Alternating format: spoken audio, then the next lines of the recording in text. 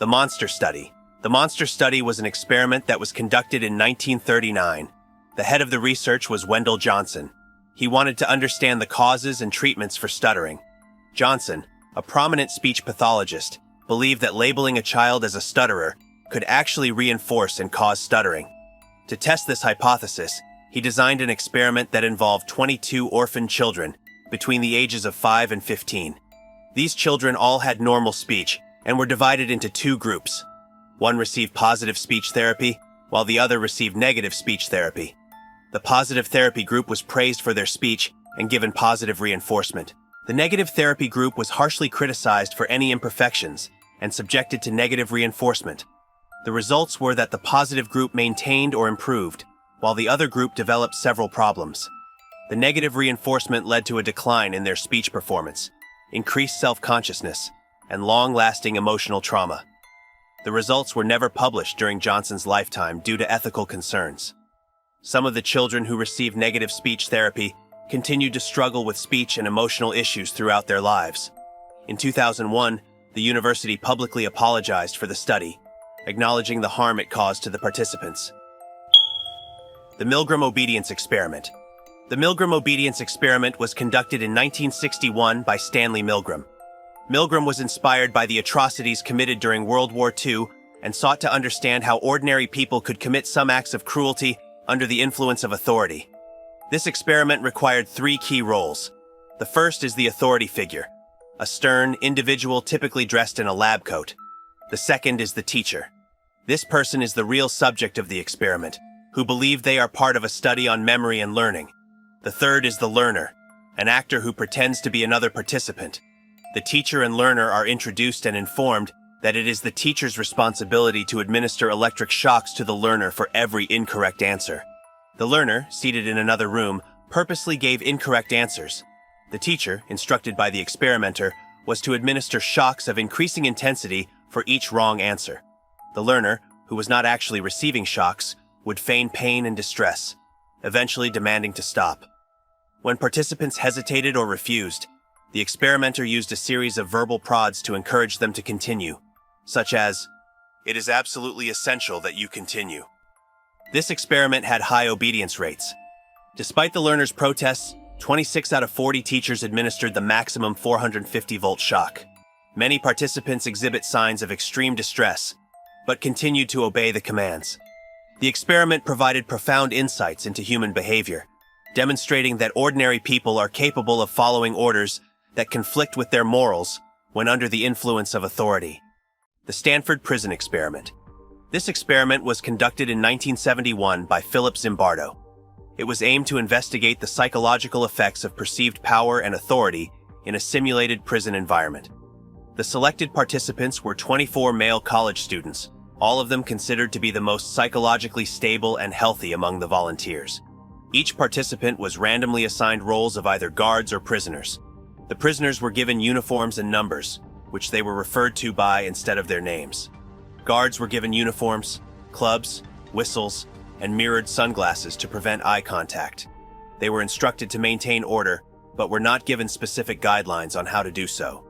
The experiment began smoothly, but within a day, the guards began to adopt authoritarian roles, and the prisoners started to show signs of stress and rebellion. As the experiment progressed, guards implemented increasingly harsh measures to control the prisoners, including psychological abuse, humiliation, and physical punishment. Prisoners showed signs of severe emotional distress, helplessness, and depression.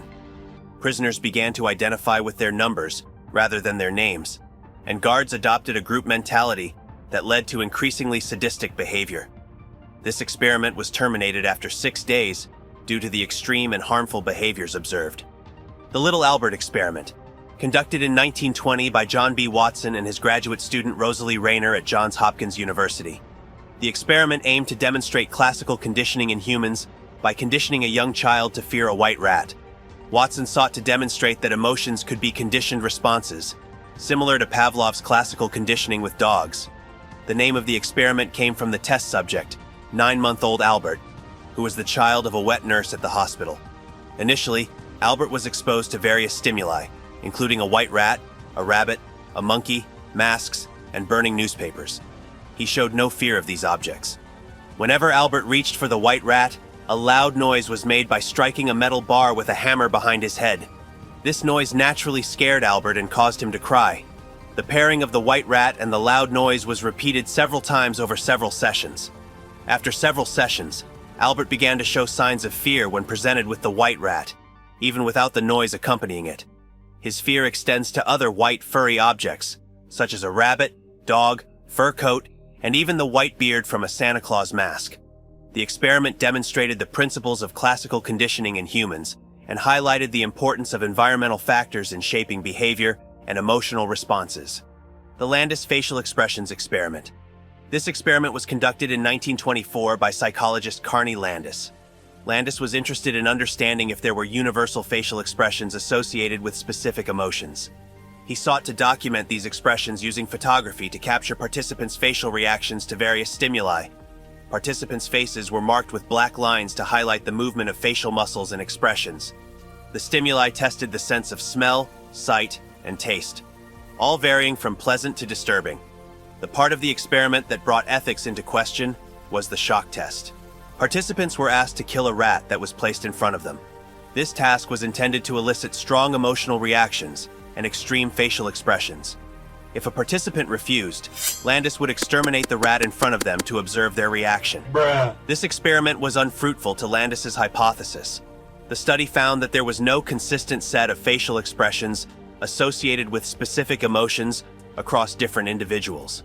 Participants' facial reactions varied widely, even in response to the same stimuli. Instead, many participants experienced significant emotional distress, which led to trauma and discomfort. The Well of Despair. This experiment was conducted throughout the 60s by Harry Harlow. Harlow is renowned for his research on the nature of love and attachment, particularly his studies on maternal separation and social isolation in primates. His earlier experiments demonstrated the importance of caregiving and companionship in social and cognitive development. However, his later studies were much more severe and focused on inducing depression and despair in monkeys. Harlow would place rhesus monkeys in isolated vertical chambers with smooth sides to prevent climbing. The monkeys would not be allowed any social interactions, and the only contact they had was for food and water. Harlow would then observe the behavior and psychological state during and after their isolation. The monkeys subjected to total isolation exhibited severe emotional distress, depression, and behavioral abnormalities. Many of them became withdrawn, displayed self-harm, and were unable to reintegrate socially after the isolation period. The effects of isolation were often irreversible, with isolated monkeys showing long-term social deficits and an inability to form normal social bonds. Despite their ethical issues, Harlow's experiments provided valuable insights into the importance of maternal attachment and the severe impact of social isolation, influencing both psychology and the understanding of human development. Project MKUltra. This experiment was conducted by the CIA through the 50s to mid-70s. It was aimed to investigate and develop techniques for mind control and chemical interrogation. The project involved a series of experiments on both volunteers and unsuspecting individuals, often without their consent. The agency sought to explore methods of controlling human behavior to enhance interrogation practices, gather intelligence, and potentially create a truth serum, or even manipulate individuals to perform acts against their will. Subjects were often given LSD without their knowledge to observe its effects on their behavior and mental state. Hypnosis, sensory deprivations, and electroconvulsive therapy was used to try and manipulate the human mind.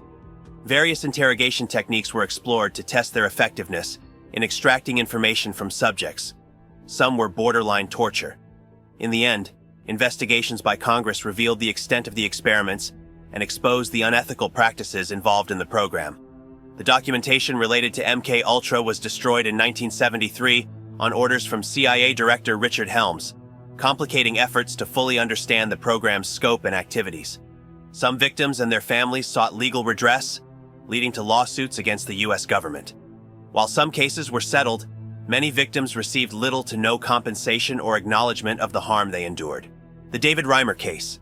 This case was conducted through Reimer's lifetime from 1965 to 2004 by a psychologist and sexologist, John Money. Bruce Reimer was born biologically male, but was raised as a girl following a botched circumcision. The case was initially reported as a success in support of the theory that gender identity is primarily a result of socialization, but it ultimately revealed the complexities of gender identity and the ethical implications of medical interventions. Dr. Money recommended that Bruce undergo sex reassignment surgery and be raised as a girl. At 22 months old, Bruce's testicles were removed, and he was given the name Brenda. Dr. Money believed this would prove his theory that nurture, not nature, determined gender identity. Brenda was raised as a girl and given female hormones to promote female puberty. Despite being raised as a girl, Brenda exhibited traditionally masculine behaviors and preferences. She faced significant social challenges and emotional distress, often feeling out of place and bullied by peers. By the age of 14, Brenda was severely depressed and suicidal. Her parents decided to tell her the truth about her birth and the subsequent medical interventions. Brenda chose to transition back to living as a male and took the name David. He underwent surgery to reconstruct a male body and began taking male hormones.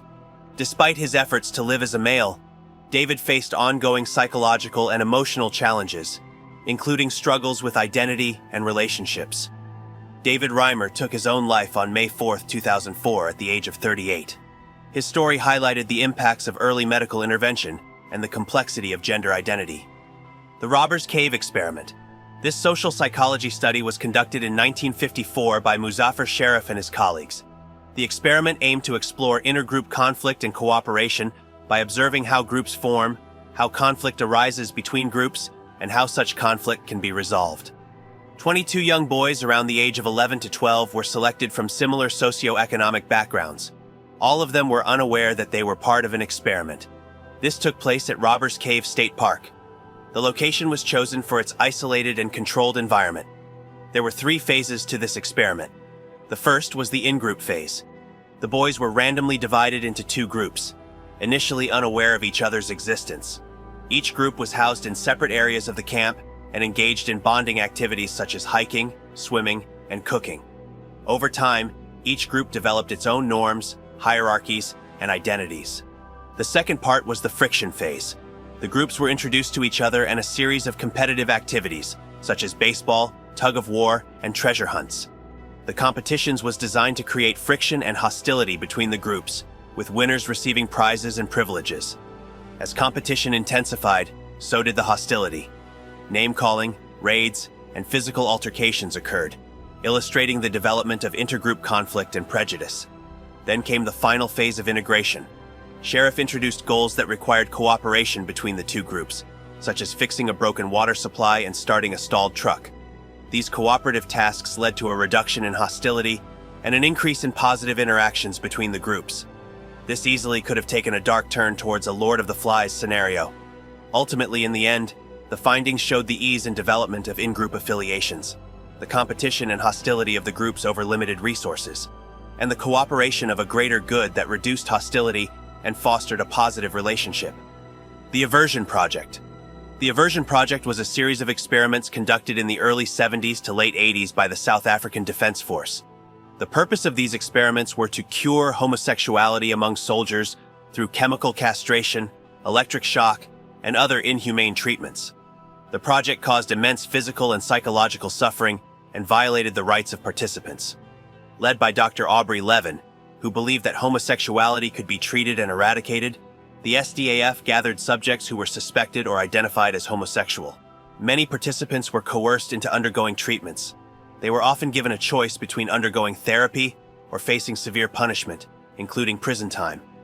Chemical castration, electric shock therapy, forced surgery, and drug dosing were the methods used in these experiments. The Aversion Project came to light in the late 90s when survivors and human rights organizations spoke out about the abuse. It is a dark example of the abuse of medical practices for political and ideological purposes, highlighting the need for strict ethical standards in medical and psychological treatments. If you want to improve your mind and satisfy your hunger for knowledge, evolve your brain by liking and subscribing. Let's advance our intelligence together. I'll see you next time.